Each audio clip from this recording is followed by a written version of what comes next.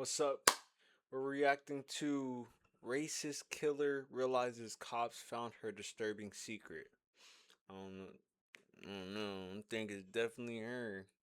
But before we get into this video, like, comment, subscribe, and if you have any suggestions for things you want me to watch, comment it down below or go to my Instagram, zavie.exp, and send me some stuff that y'all want me to react to and all that type of stuff. Yeah, but let's get into it. Would you believe that I stopped the recording? Would you believe that? All right, let's actually get into it. How often have you talked about killing someone? Oh, Lord. No, seriously. This is 30-year-old Victoria Worth being 30? questioned about... Okay, there's so much going on already. First, why does her room look like this? I'm not gonna lie. There's too much everywhere, and her husband's death. Months earlier, she had begun planning her husband Shane's murder, determined to make it look like a... That was until Shane's final words turned the investigation upside down. Shane, can you hear me? oh, he didn't die instantly? Okay, everything will be all right. Victoria believed she had orchestrated the perfect murder, securing her husband's house, car, and fortune. But eventually, her arrogance would not only seal her fate, but also bring down the people around her. This is the most hillbilly, if not hillbilly, thing going on right now. His haircut is crazy. He looked a bit crazy, and bro back there looked like he doped out. Some days I just wish he would get in an accident, die or something. There's a lot of things that could be done to make it look like it. This is the time to tell the truth. I am. This wasn't planned. This wasn't supposed to happen.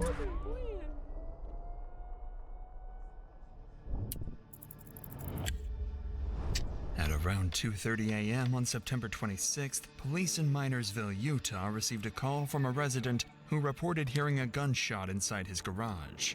Corporal Cox quickly rushed to the scene, unaware that he was stepping into a carefully staged murder.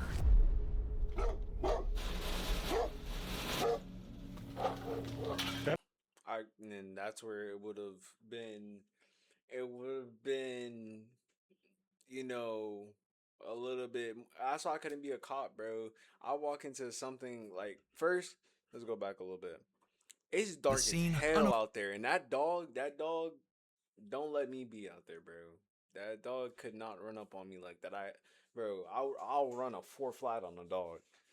But first, let's get into this like, it's dark out there and that stuff he was like that, stepping into a carefully staged murder, abandoned and stuff like that. Oh no! Then he come in here and this is all like, it's a what's it called, a house, a crack house, the way it's Beaver 6, go ahead and send medical in. We're in the garage. Right here. All right, man, I got some help coming for you. Got one maybe through and through braid, through the chest, so we're gonna have to expedite some things here. One through and through in the chest. This is Shane Davis. He's still alive, but drifting in and out of consciousness. But before EMS could get him to the hospital, Shane managed to mumble something, a crucial detail that would become the first major clue in uncovering everything. Looks like he's walked out to here. Just keep talking to us, Shane. You'll be good. Shane, my name's Christine. I'm with the ambulance. If things go quiet, just keep going. We're just gonna roll you back, Shane, okay? Okay. He said he did not do it to himself. With Shane insisting he didn't shoot himself, detectives began to consider that this was not a self-inflicted act, but attempted murder. The officer counted 6 people in the house. While they were still seen as witnesses, their strange behavior and absence of a gun would soon raise suspicion. That gun. There's about 6 people in the house. Do you guys know Shane to own a pistol? He does own a pistol. Okay. It's in my room with him. I'm married to him. I don't see one out here anywhere, so I'm wondering where it's at. Nobody's seen a gun or anything like that. He's got a gunshot wound to his chest. As Shane fights for his life on the way to the hospital, detectives turn their attention to his wife, Victoria Worth. What officers don't realize is that Victoria's You know, I didn't want to be disrespectful and like talk about her or whatever, but I was gonna say she did look a little bit,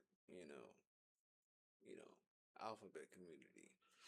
No disrespect, but I'm saying like she just looked like she swing that way with like the colors and stuff like that. And this picture kind of solidified my kind of suspicion. I think she's definitely like realistically like probably in like some type of relationship outside of her husband's or her boyfriend or whatever. mind is fixed on a dark thought. If Shane dies, Yeah, she 'cause, would like, inherit look at his how she house, looks. car, and fortune. With She just gives off like she just gives off like I don't want to say it, but she gives off like very LGBT for sure. this twisted fantasy in mind, Oh, I didn't even notice. Hold up. house, car, and fortune. I'm telling you, bro.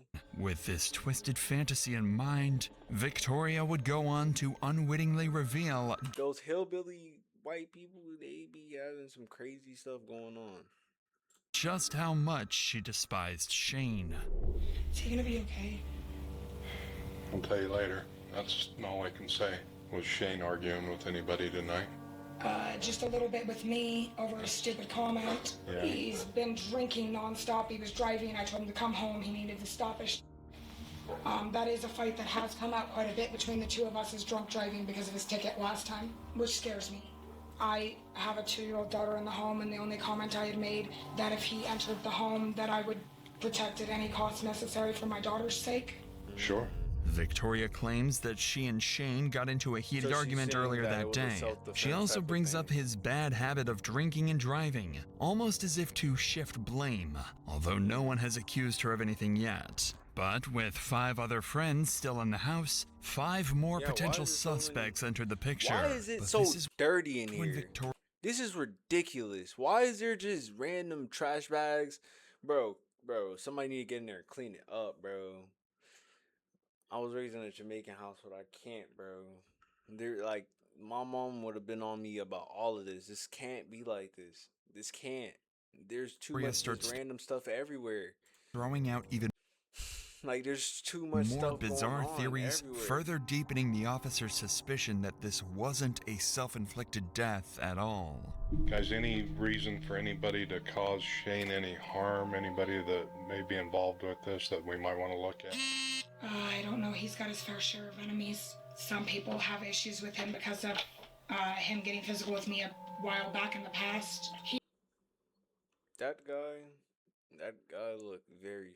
I don't know. He He just had has a left. strange He was look to drunk. him. I told him bring his ass home because last time he went out drunk driving, he ended up in jail. So, guys, did anybody... You know who see- she remind me of? Like how she looked, Principal Perry. If y'all ever watch Live Press, she looks like Principal Perry.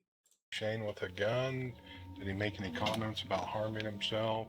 I don't know. He's been drinking, and when he gets drunk, he gets kind of dumb. When She he gets keeps to drinking, he saying doesn't that always make he- the smartest decision. She just keeps saying that he drinking. She trying to throw He so has much been going dirt through a on lot his name. lately. Did anybody see Shane with the She gun? don't Brandon, care. you discovered him? I discovered him originally.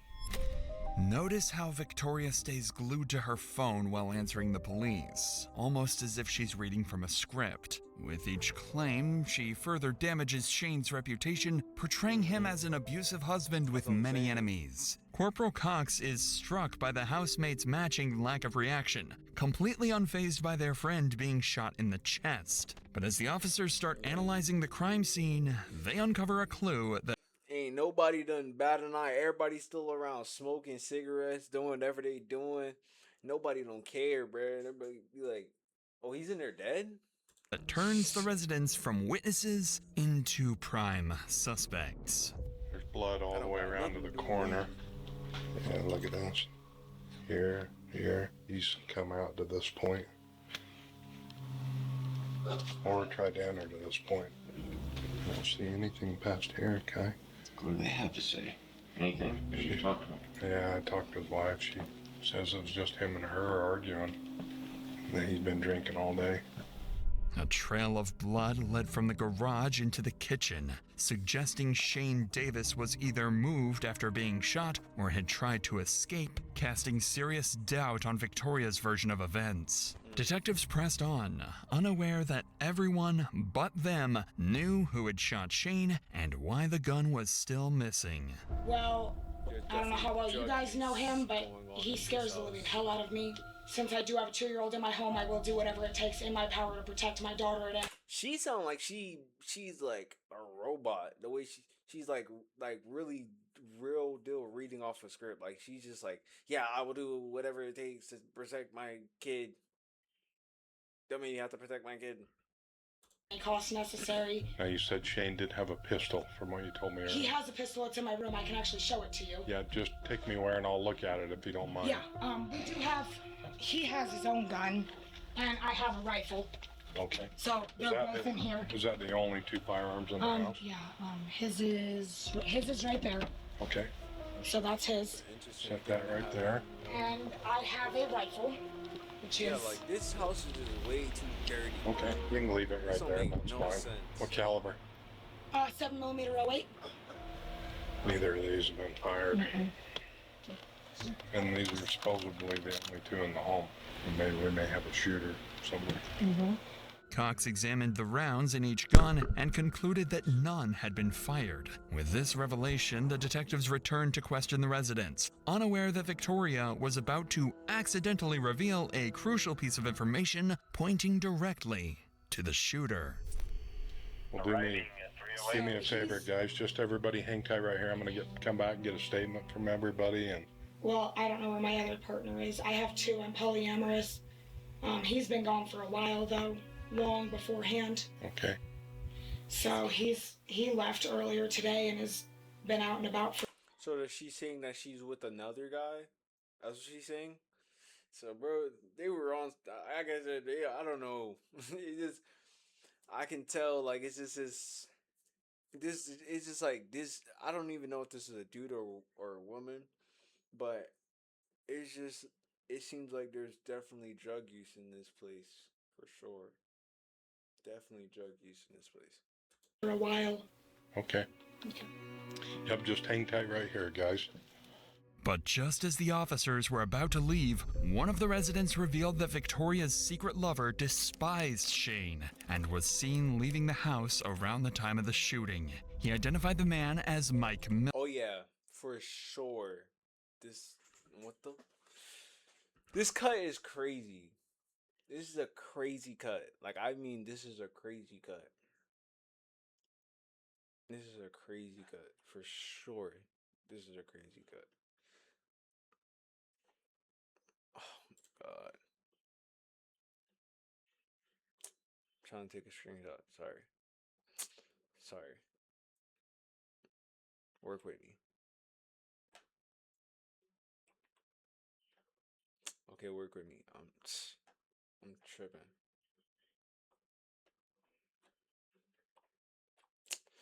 Miller, someone well known to police for his considerable criminal record. Finally, the police have a lead, marking the start of the hunt for their primary suspect. The officers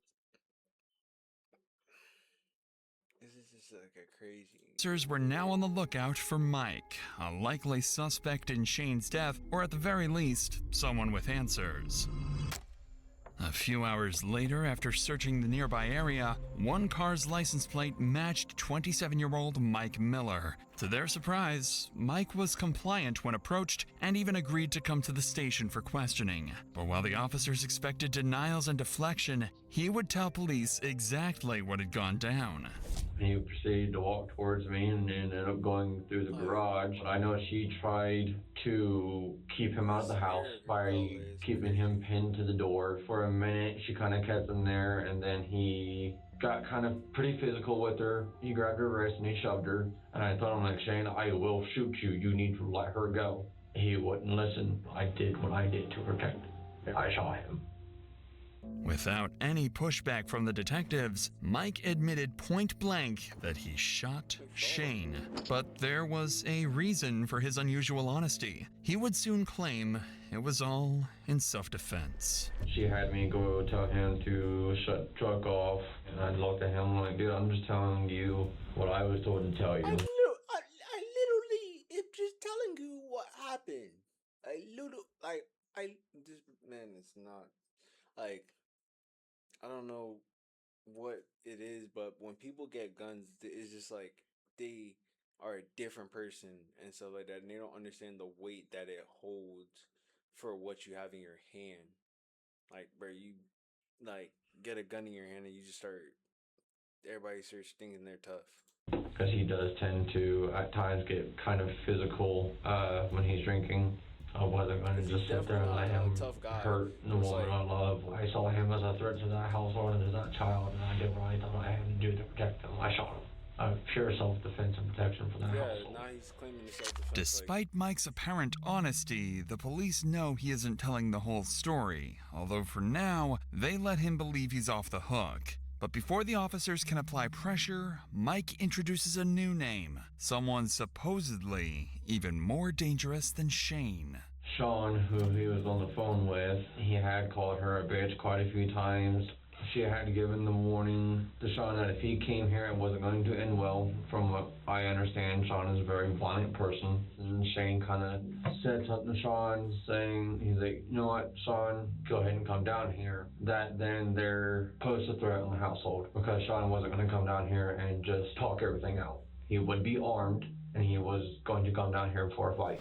According to Mike, Sean was a friend of Shane's who was moments away from arriving at the house, armed and ready for a fight. But since Mike had spent 5 hours on the run after the shooting, it's possible Victoria instructed him to tell the police this story and perhaps even to claim self-defense. However, Mike's self-defense argument was far weaker than he realized. You're a grown man sitting in the chair with your knees back. How could you even be able to even physically do this position? And the detectives began pressing him on it. Why did you immediately go to the gun rather than try to physically stop him? Because there's two of you and just one of him. The light wasn't on, and like I said, it's really cluttered in that garage, so I would have ended up falling and stumbling. Hindsight 2020, is there a way that you would have handled this differently? Yes, if he hadn't been so stubborn. Yeah, I mean, but rather with using the weapon. And that's something I thought about throughout the night while I was driving, is that I just realized he went to jail like this. He needed to cut his hair. He's probably could have handled that a lot differently, but like I said, he was already being really aggressive with everyone else. Because he gonna go down for a while, so he need to figure something out. If he want to survive, he gonna have to cut his hair or do something, because this whole pink hair is not finna work for you, brother. It's gonna be really rough for you in jail. They finna do a number on you, brother. Pretty loud. As the officer points out, with multiple men in the home, subduing Shane wasn't just possible, it was the right thing to do. By now, Mike and Victoria's relationship seemed increasingly strange, and the officer realized this was likely something they would want to push on. And he was right. So has there been any jealousy squabbles between you and Shane? I mean, have you seen him with Victoria and became jealous? We've had our moments where, he wasn't really given a choice. Everything had came out that me and Victoria were together and had been together for quite some time. And so basically it's just I'm with him, but I'm also with you type of situation, and she's just you just gotta deal with it. Yeah, fuck no. She basically told him she was staying with me, and that was that. He was gonna have to deal with it or, end the relationship. Just as the officer suspected, jealousy and rage explained Mike's actions far better than self-defense. With their primary suspect now in custody, devastating news arrived from the hospital. Shane had passed away. As Mike prepared to be charged with manslaughter, Victoria believed her brilliant plan had succeeded and that she had outsmarted the police. But little did she know, her arrogance would eventually catch up with her. It's now 1 month after Shane's death, and Victoria is still living in his house, driving his car, and carrying on as if nothing had happened. She frequently visits Mike in jail and writes Facebook posts about how much she misses Shane. It seems that fateful night. That was bro? He looked like a female in that picture. No disrespect. Night was behind her, and Victoria was free to live her dream life. But that was until something completely unexpected happened. On November 7th, the detectives received an anonymous tip to check Victoria's Snapchat account. While they weren't expecting much, after all, their primary suspect was already in custody, the investigation was about to be turned upside down. Unbeknownst to the police, Victoria had been planning Shane's murder for months over Snapchat with Mike. Bruh, no way. They just basically gave them all this information. Like, bro, you're texting on Snapchat. Like, why do people still not understand that they got access to all of this stuff, bro? They have access. They can get these records, bro. It ain't nothing to them. While Mike may have pulled the trigger, the messages made it clear that Victoria was the mastermind. With this new evidence showing that Victoria had conspired with Mike and encouraged Shane's murder, the detectives were ready to bring her in. Although Victoria remained arrogant, still convinced her plan was flawless, I'm just saying, this is what they were fighting over. The police now had enough proof to completely dismantle her. So, I mean, were there ever times that you and Mike talked about Shane together and that you were both upset with him because of things he was doing? Yeah. What was that about? Just the way that he was acting and his behaviors at hand, and that if it was going to continue on, that we're going to sit down and sit there and say no more alcohol allowed in the house at all. Mike had multiple usernames on Snapchat. Do you remember Devil Daddy 13? That might be one. That's a crazy You ever remember username having as a well. conversation Devil with Mike Daddy. about Shane when he was using that Devil Daddy 13? Not off the top of my head. You know Victoria's voice goes quiet, the question likely sending her mind racing through every conversation she had with Mike. With Victoria scrambling to collect herself, the detectives were about to confront her with every incriminating message they had. But little did they know, Victoria's arrogance would persist, still believing she could walk free without facing the consequences. So, I want to show you this, and maybe I can jog your memory too, I don't know. This is those snaps between Devil Daddy. Do you remember when you sent this message to him about killing Mike? Killing Sean? You don't remember this? No, this is not me. This is not me. You don't remember this. So you didn't say you're going to get married to this man right after you kill this man. Daddy and Rebel Princess. Everything that I reached between you and Mike, he said some days I just wish you would get in an accident or something. So I didn't have to deal with this crap. But let's just read through these, Victoria. Okay. So cut your wrist to get caught. It was supposed to say too much of a risk, your dumb ass would get caught. So then, Mike responds back to you. She knows she caught. Once they pulled out these messages, she should have already knew she was caught. Right. And it wouldn't be hard to do. And then you responded back to him saying, yeah, not without getting caught or guilty. And that's where I'm sitting here trying to convince him, like, no, you're not doing this. One, you're going to get caught. Two, you're going to feel hella guilty about shit.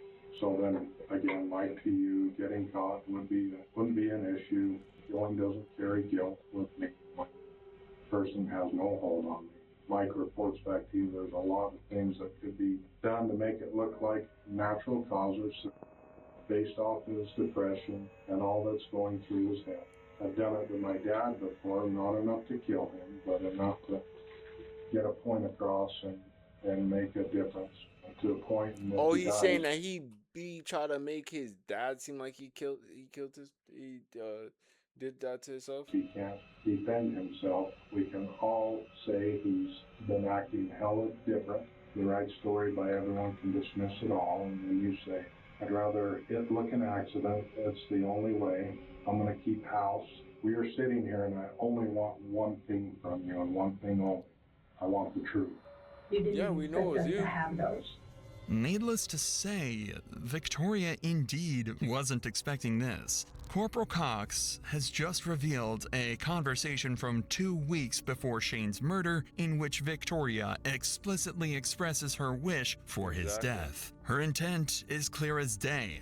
I'd rather it look like an accident. It's the only way. Other messages, such as touch your wrist to get caught, reveal the meticulous planning that went into Shane's murder. Victoria is naive enough to try and explain the messages away, even claiming that she was actually trying to dissuade Mike from shooting Shane. But despite the overwhelming evidence, Victoria still had a plan to slip out of this predicament. Victoria, I can tell things are weighing heavy on your mind. There was a lot of abuse with me and Shane, but that doesn't mean that I ever wanted to lose him. Under no circumstances did we plan for this to happen. What went through Mike's head that night that it went all down, I don't know. Shane gets to drinking, he gets violent, and he gets terrifying. Now I know what the conversation looks like, but at the tail end of that relationship with Shane, it did feel like I was trapped. That night it just went way too far. Shane gets shot and he falls down. Who helps him? Anybody try to stop his bleeding? No, I can't handle blood, and he wouldn't let me touch him anyways. All he did was cry. What? He wouldn't let you touch him anyways, and you didn't try calling the police or anything like that? And you don't like blood, but that's your husband? Make weird noises. You can't explain that, Victoria. This is the time to tell the truth. I am. This wasn't planned. This wasn't supposed to happen. Except you're talking about murdering your husband with your lover. We're making this right for Shane. Shane's the victim here. And I understand that, but I didn't plan my husband's murder. How often have you talked about killing someone? Oh, Lord. No, seriously. How often have you had these conversations with people? You're telling me that you're a perfect person and you've never done a single wrong thing in your life? No. Not like murder. What are we talking about? Okay, but you've never sat there and made a wrong retort. Remember when I told you Shane was dead that morning? Yeah. You remember when you said back to me? No. And you actually said to me you were worried about losing your house. Your husband just died and told you that. Do you think those things planted It's not the her seed husband in no Mike? more. She And don't it care. might have. So planting the seed in there, possibly. I very well might have without even intending to do so. 90% of that, yes, was smart out remarks. Can I please go some? I'm going to tell you this right now, absolutely no. What I have for you is an arrest warrant signed by the 5th District Court Judge. Yeah, you're going to jail. Seriously, you are being placed Seriously? under arrest. Seriously? I'm going to jail for murdering my husband? Yes. Yes, you're going to jail. I did not kill my husband, and that will come up, and I will sit there and make sure of it. You guys are making a huge mistake. Victoria finally admits What is to that, a planting threat? the idea Is that a of threat? murdering Shane in Mike's head. Unbeknownst to her, Corporal Cox has masterfully coaxed her into confessing and sealing the fate of her secret lover. Months after the murder, Victoria was finally arrested and escorted to Beaver County Jail, the same facility where her lover was being held. Mike Miller pled down from murder to manslaughter and received a sentence of 8 years to life. 8 years. 8 years. Hold up. This is crazy. 8 years? And he murdered somebody, he shot somebody and claimed it was self-defense, and he got 8 years to life? It gotta be something different Victoria behind that, Worth because was there's no convicted way. of criminal solicitation and conspiracy to commit aggravated murder and sentenced to 3 years to life in 3 prison. years to life. To the family, and Well, that'll be the end of this video. Hope you enjoyed. If you did, like, comment, subscribe. Let me know some more videos you would like me to react to. Until then, peace.